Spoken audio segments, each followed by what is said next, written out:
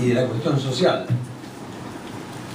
Miren, no por nada, el Papa que tenemos es un Papa latinoamericano.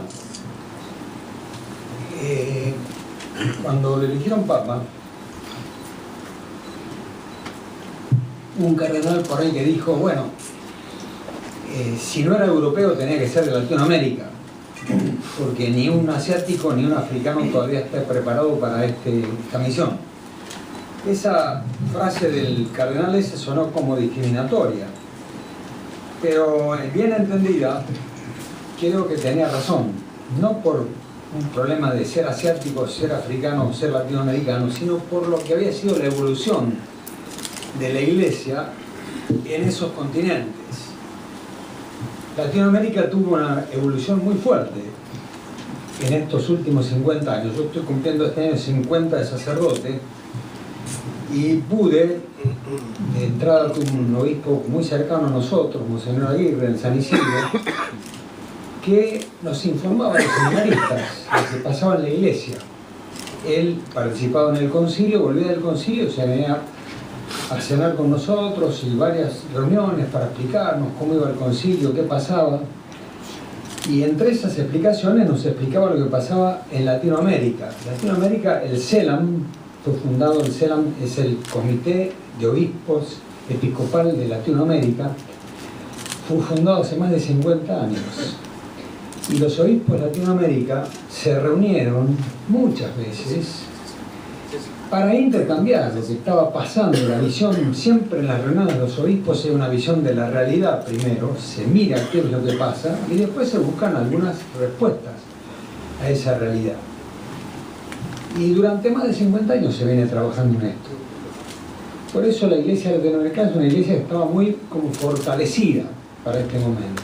Y por eso es lógico que el Papa sea, vamos a decir, ante todo latinoamericano. Es argentino, pero ante todo es latinoamericano. Es como la expresión de una iglesia de Latinoamérica. Por otra parte, la intervención que el Papa tuvo en la última reunión de obispos latinoamericanos en Aparecida fue fundamental y seguramente al ver esa acción tan destacada de él fue el que presidía la comisión de redacción del documento de Aparecida. Entonces todo eso fue generando una mirada sobre Latinoamérica, sobre el entonces cardenal Bergoglio, y por eso el Papa, el cardenal. Esto tiene muchísima importancia para nosotros. Yo voy a hacer una repasada de lo que fue el problema social y Latinoamérica. Y esto yo lo dividí, por supuesto, primero como sacerdote. Primero vamos a ver Medellín. Medellín, el Papa en ese momento era Pablo VI. El Papa acababa de sacar un documento importantísimo sobre el tema social, que era la Populorum Progresso, una encíclica muy importante. Tiene que ver sobre el desarrollo de los pueblos. La palabra clave de esa encíclica era el desarrollo. Por otra parte, acá en la Argentina, en ese tiempo, el presidente era Arturo Frondizi, que también tenía esa visión del desarrollo. Y en esa visión de desarrollo el Papa decía, ¿qué es desarrollar? Si es pasar de condiciones humanas más precarias a condiciones humanas más altas, a un desarrollo de lo que es la dignidad de la persona humana. Es pasar de una cosa muy simple, pero muy profunda. Y por eso los obispos se reunieron en Medellín en el año 1968, y el gran tema, yo me acuerdo, Cardenal Corrachino, cuando explicaba esto, decía, Medellín fue como un grito, una iglesia latinoamericana que pegó un grito fuerte, pegó un puñetazo sobre la mesa y dijo, necesitamos más justicia. Era un grito de justicia. ¿Por qué? ¿Qué constató Medellín? Constató una situación de injusticia muy fuerte. Un continente que por un lado tenía una fuerte impronta católica, una fuerte impronta cristiana, y un continente con una fortísima dosis de injusticia. Y Medellín, el gran tema de Medellín fue justamente ese, la justicia. Fue una toma de conciencia de la pobreza y de la masa de pobres latinoamericano. Estamos hablando del año 1968.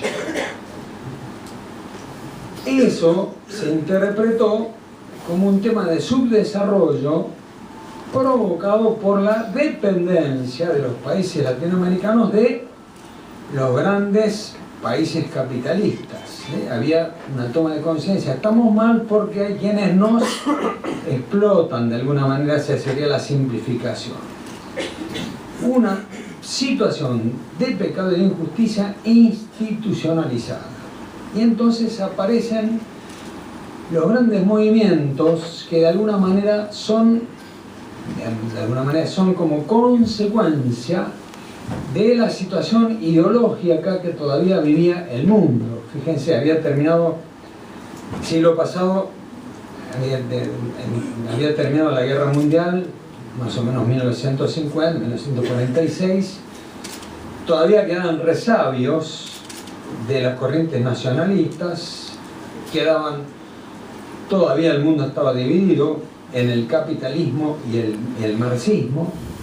Las ideologías todavía tenían cierta fuerza, y en Latinoamérica entonces la ideología marxista, Tacuba, ¿no es cierto?, tenía todavía un radio de influencia muy fuerte, y aparece como enfrentándose con esa ideología la famosa teoría de la seguridad nacional, que era ¿cómo hacemos para defendernos de la influencia marxista, por decirlo así? Estoy simplificando mucho, ¿no es cierto? Pero era un momento todavía ideológico. Y en los movimientos cristianos surgía la posibilidad de la violencia para poder liberarse de esa dependencia y de esa estructura que aplastaba, por decirlo así, ¿no es cierto? Tal es así que aparecieron sacerdotes que incluso se comprometieron de una manera violenta en la guerrilla, y se vivió una situación muy, muy compleja. Era como Medellín fue un gran grito, un puñetazo diciendo: estamos en una situación de injusticia, hay que reaccionar frente a esta situación de injusticia. Y las reacciones, en algún caso, implicaron la violencia, tanto de un lado como de otro, tanto respondiendo a una ideología como a otra ideología. Se genera en la Iglesia entonces una gran pregunta: ¿la violencia puede ser un camino para liberarse de esta situación de injusticia? Y podríamos decir que durante 10 años eso fue una discusión muy fuerte. Nosotros tuvimos la experiencia aquí tan fuerte en la década del 70, ¿no es cierto?, donde la violencia se instauró en el país, y todavía tenemos consecuencias de toda esa instalación. Llega entonces otro momento, 10 años después. El CELAM tenía como objetivo cada 10 años hacer una gran reunión de obispos de todos los obispos de Latinoamérica. Pero ¿qué pasa? Ahí se muere el Papa, lo eligen a Juan Pablo II y se tiene que retrasar un año. Por lo tanto, 1968 Medellín, 1979 Puebla. Puebla es ya una visión mucho más, diríamos así, mucho más tranquila, mucho más pacífica. Había habido toda una evolución en la Iglesia, había habido mucho sufrimiento en la Iglesia, había habido muchas muertes en la vida eclesial, había habido derramamiento de sangre en Latinoamérica muy fuerte. Entonces Puebla llega ahí con la elección inmediata de Juan Pablo II y con un documento último de Pablo VI, que fue un documento importantísimo. Yo me acuerdo que fui elegido obispo en 1977, y en ese momento tomé ese documento de Pablo VI, que fue Evangelii Nunciandi, como la carta magna de lo que era mi primer tiempo de obispo. Fui con Rafael en la provincia de Santa Fe. Y ahí Pablo VI plantea un tema, y esto es muy importante, un tema que fue después muy tomado por la teología argentina. Y nosotros, entre otras cosas, hemos tenido teólogos muy, pero muy importantes, pensadores muy, pero muy importantes. El documento de Puebla viene, Juan Pablo II viene a Latinoamérica, viene a México, Puebla. Los mexicanos quedaron impactados por este polaco, y el Papa quedó impactado de la fe del pueblo mexicano. creo que el impacto que produjo fue al principio del pontificado Juan Pablo II, y entonces Juan Pablo viene a América Latina y encuentra una fe, una religiosidad impresionante. Fíjense que este es un continente con una religiosidad popular, pero Medellín, cuando habla de religiosidad popular, es muy interesante, la ve como una religiosidad de segunda, de alguna manera, ¿no es cierto? Es decir, yo estoy acá simplificando y esquematizando un poco para que sea comprendido. ¿Qué quiere decir eso? Bueno, la fe del pueblo, esa fe de las peregrinaciones, esa fe... Y es una fe, bueno, pero es una fe muy incipiente, no es la fe de los tipos que están convencidos, que estudian. Puebla empieza ya a tener una visión completamente distinta. Este tema de la religiosidad popular es fundamental, lo vamos a concluir después en la visión del cardenal Bergoglio y del Papa Francisco. Puebla, el Papa viene y dice, bueno, a ver, primero, lo importante es el concepto que se tiene del hombre, de la persona humana, qué entendemos por iglesia, qué entendemos por la iglesia, qué entendemos por Jesucristo, qué entendemos por el hombre. Mejor dicho, Jesucristo, la iglesia, el hombre, la persona humana. Y toma algo que Pablo VI había clarificado muy bien en Evangelio Nunciandi, que era la evangelización. ¿Qué es la evangelización? Dice el Papa. Es llegar con la red del evangelio a las personas, y atención, y a las culturas. Y a las culturas. Si el evangelio no penetra las culturas, difícilmente se pueda lograr un contexto evangelizador. Este es un gran tema. Este es un gran tema. Y este tema lo va a retomar entonces la teología argentina y lo va a desarrollar mucho. ¿Qué quiere decir esto de evangelizar la cultura? Y quiere decir que hay que tratar de meter en el orden cultural algunos principios, por ejemplo, el principio de la vida, de modo tal que todos, creyentes o no creyentes, tengamos algunos principios que nos unifican, en los cuales estamos de acuerdo. Y el Papa dice, la cultura de un pueblo es dinámica. La cultura puede crecer o puede decrecer. Y lo que hace crecer o decrecer son los valores de esa cultura. Fíjense, un ejemplo bien actualizado. Tenemos la cultura de las barras bravas. Hoy no se puede ir a una cancha de fútbol tranquilo. No se puede ir, una familia no puede ir con sus hijos, porque corre peligros. Eso fue un decrecimiento fuerte de la cultura argentina. Yo digo siempre a la popular, en la época de mucho a la popular, a ver, yo vivía en Caballito y soy hincha de River, iba a ver a Ferro, cuando jugaba River tenía un conflicto de conciencia, me daba cuenta que era de River porque quería ganar a River, ¿no? Estaba la conciencia, en mi conciencia personal estaba esa cuestión, pero toda mi vida de chico iba a la cancha y nunca me pasó nada. Fíjense cómo decreció la cultura argentina en este sentido, por ejemplo, del barrabarismo, por ejemplo. Otros elementos que han crecido en la cultura argentina, que crecieron, es la mayor conciencia que tenemos los argentinos de la pobreza. Hoy, sinceramente, si yo comparo la conciencia que tenemos los argentinos sobre el problema de la pobreza hoy, respecto de lo que teníamos hace 20 años, hoy hay una conciencia colectiva mucho más clara de que este es un tema que tenemos que abordar entre todos los argentinos. Después encontraremos o no encontraremos los caminos, pero esta conciencia está mucho más desarrollada. Ven, la cultura es dinámica, crece o decrece.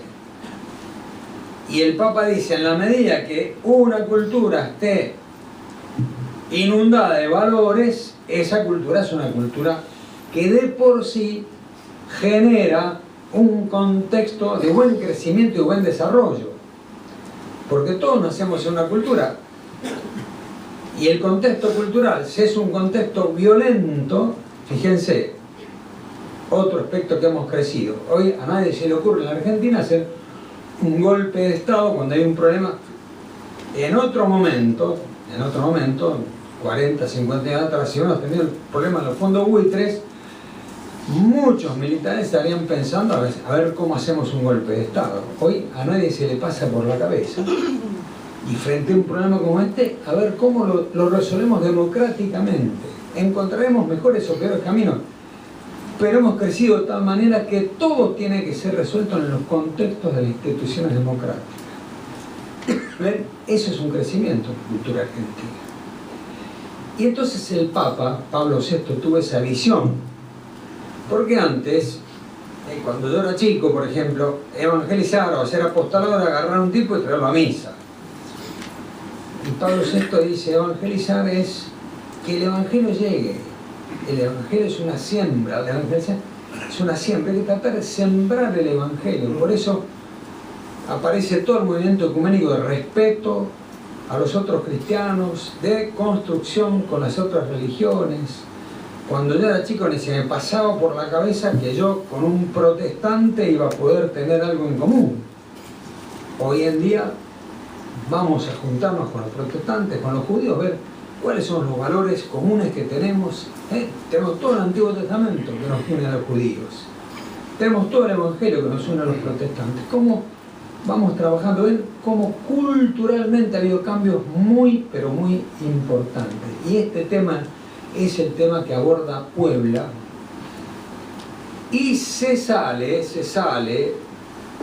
de esa situación de injusticia provocada nada más que por la dependencia, para empezar a analizar qué responsabilidad hay en cada pueblo de no haber reaccionado frente a estas injusticias, y qué responsabilidad hay en cada sociedad para que la injusticia se haya instaurado de esta manera, y cómo nosotros no tenemos simplemente que luchar contra los totalitarismos que de alguna manera nos hacen depender de ellos, que también esa lucha será existente, sino que tenemos que asumir la propia responsabilidad de por qué, teniendo tantos medios en América Latina, no hemos sido capaces nosotros de desarrollar esos medios para que haya más dignidad. Es un documento, esa reunión de Puebla fue muy importante. Y ahí aparece entonces otro tema que tiene que ver con el anterior cultural, que es muy tomado por los teólogos argentinos. Acá un gran teólogo fue el padre Gera, el padre Tello y muchos otros teólogos también en el interior. Hoy en la reunión vamos a tener un teólogo histórico, que es el padre Sudar, que está de Rosario. Hubo toda una corriente teológica en la Argentina muy importante que desarrolló esta temática de la evangelización de la cultura y fue vislumbrando algo muy importante, que América Latina es un continente que tiene como una religiosidad innata, como sembrada. Padre Tello dice esto, disculpen esta digresión que es histórica, pero es interesante, dice: cuando estaban acá los pueblos originarios, vinieron los conquistadores, y los conquistadores trajeron el Evangelio. Pero los pueblos de acá, latinoamericanos, por un lado veían que el conquistador venía a explotarlos, pero además les trajo el Evangelio. Y eso, los pueblos supieron distinguir qué era lo bueno de lo malo. No unieron ese Evangelio que venía solamente al brazo conquistador, porque se dieron cuenta que venían con esos conquistadores, vinieron también muchos evangelizadores que realmente estaban preocupados por el crecimiento cultural de Latinoamérica. Y fíjense lo que fueron las misiones jesuíticas, ¿no es cierto? Los jesuitas que sembraron tanto en el oeste, en el noreste de Argentina, las famosas misiones jesuíticas, que eran polos de desarrollo integral de las personas. Después los expulsaron los jesuitas. Yo estoy convencido que si no hubieran expulsado a los jesuitas hubiéramos tenido otro país. Bueno, como me marcan que tengo 5 minutos, vamos al último documento y a la última reunión, que tiene América Latina, que es Aparecida. Aparecida es muy, pero muy importante, hace 4 o 5 años que se desarrolló, y ahí es como que se consagra toda una visión. Les digo claramente, los cambios, Aparecida dice, los cambios tienen que ser culturales, y los cambios culturales se logran a través de procesos en el tiempo. Por eso que el Papa dice por ahí, el tiempo superior al espacio. En la diferencia, Medellín de alguna manera saca una fotografía de América Latina y saca una visión esquemática. En estos 50 años la Iglesia tuvo tiempo de reflexionar y ver que para lograr un continente donde exista mayor justicia entre todos, tenemos que trabajar la solidaridad. De alguna manera, en la época de Medellín, los movimientos que trabajaban por la justicia eran movimientos de carácter mesiánico. ¿Qué quiere decir esto?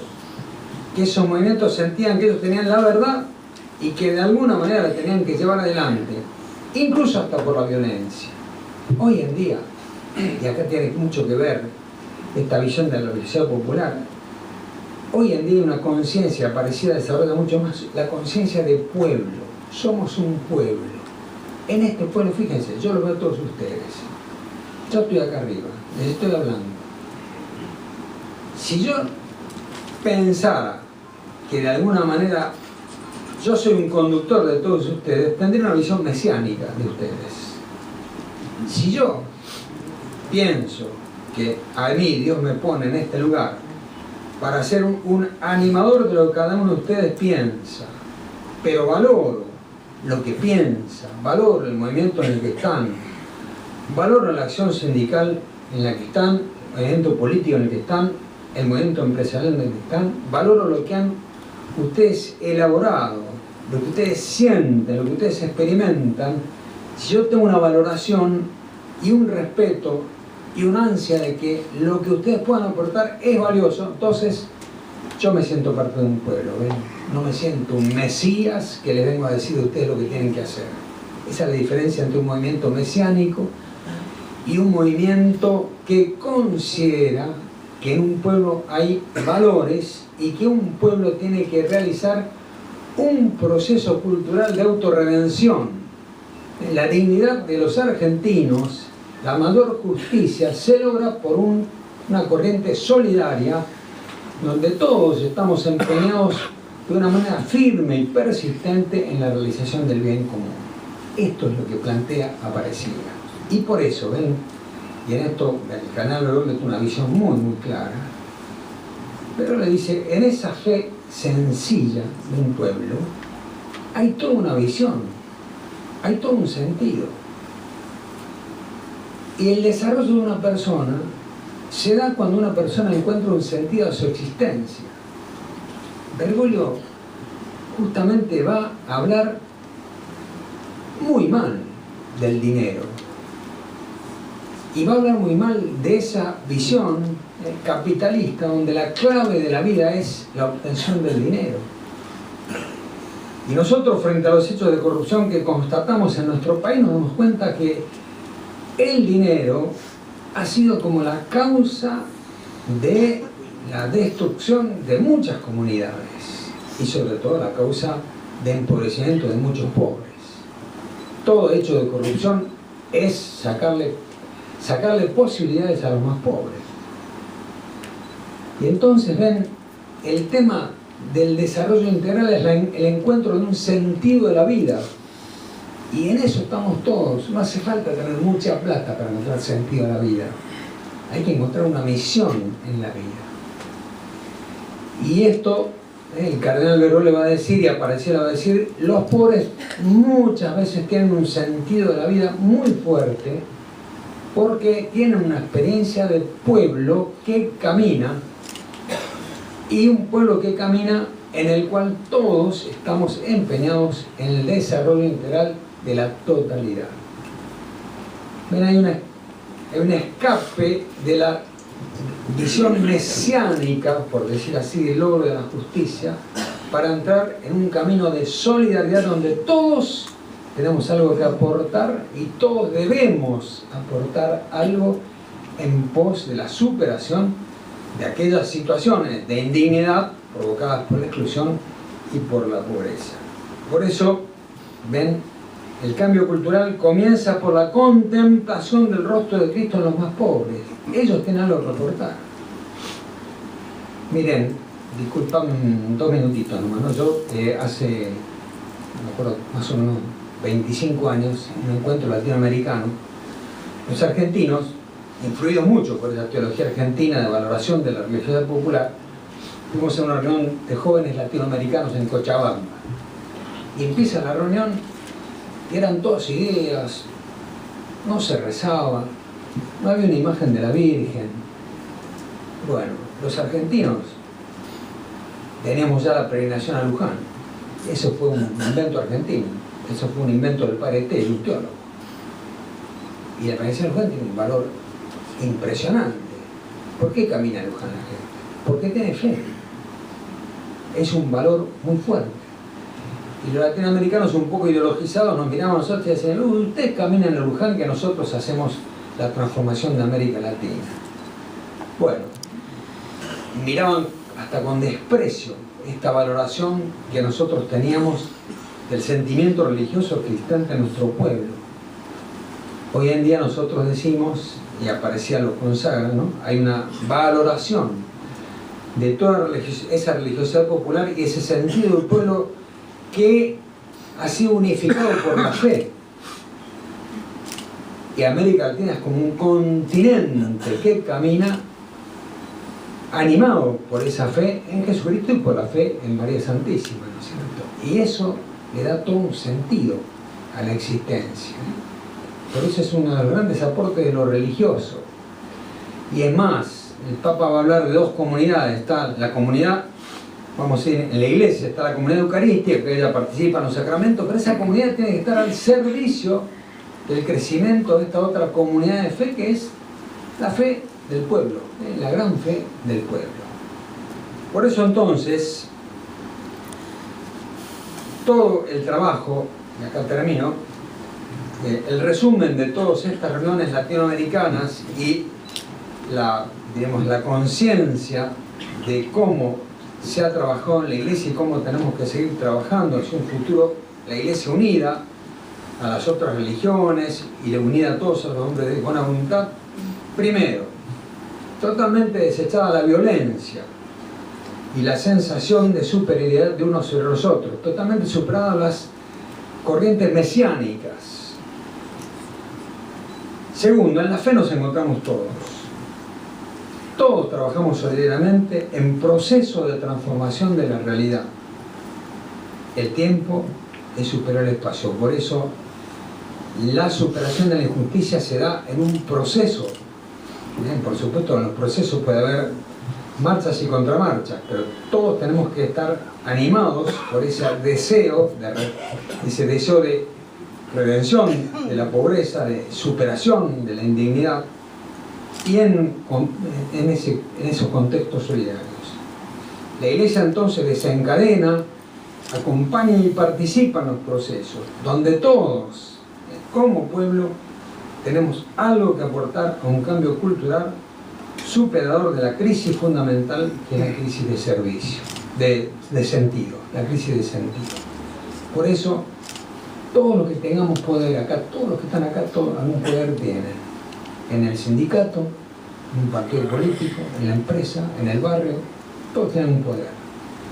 El poder es servicio. El poder sirve para, no me enaltece, no me ensalza. El servicio, cada uno que tiene un poder lo tiene para fortalecer a este pueblo que camina y que busca la redención de todos los miembros del pueblo, especialmente con una opción preferencial por aquellos que son más pobres.